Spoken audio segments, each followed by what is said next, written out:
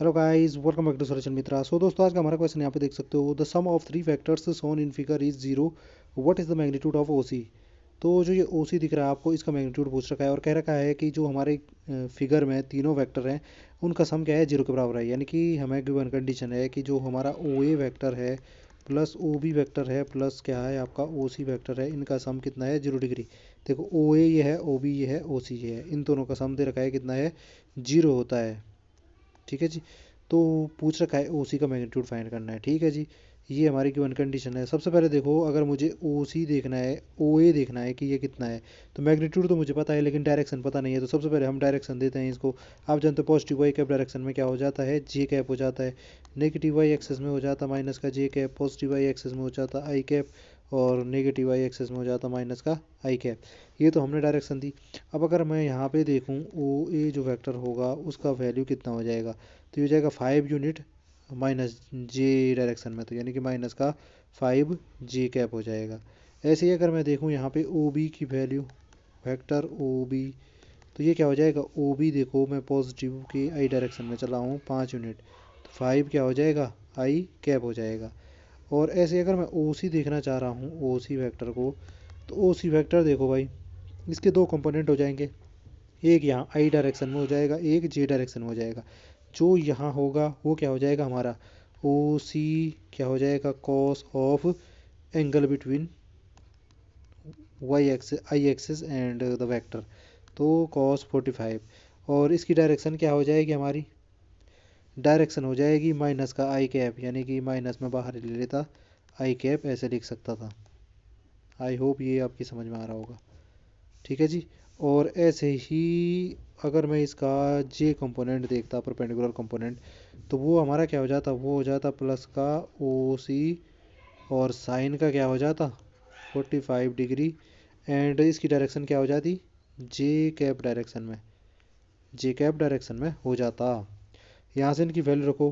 Cos 45 की value आप जानते हो कितना होता है, 1/√t, यानी कि ये हो जाता माइनस का O C divided by √2 i cap. और ये दूसरा वाला क्या हो जाता, प्लस का ओ सी डिवाइडेड बाई √2, क्योंकि कॉस साइन 45 का मान भी क्या होता है, 1/√2, एंड डायरेक्शन हो जाएगी जे कैप।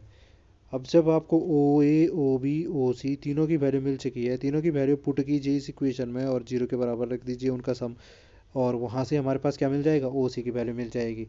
तो चलो रखते हैं इस गिवन कंडीशन में। लो जी, गिवन कंडीशन में सबसे पहले ओ ए की वैल्यू रखी। ओ ए की वैल्यू कितनी है, माइनस का 5 जे। फिर आपने रखी आपकी ओ बी की वैल्यू, वो कितनी है, प्लस का 5 आई कैप।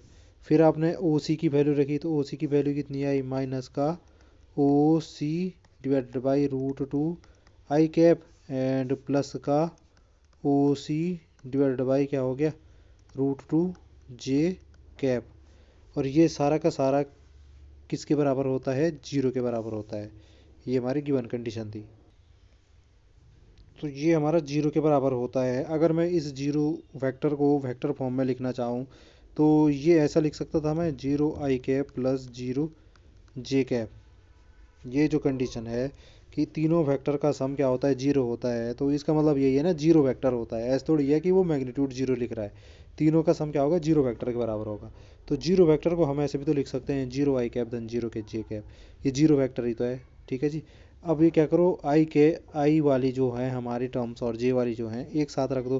तो यहाँ से आई वाली टर्म हमारी एक साथ रखी, तो ये हमारी क्या हो जाएगी, 5 माइनस का ओ सी बाई √2 और आई कैप हो जाएगा। ठीक है जी।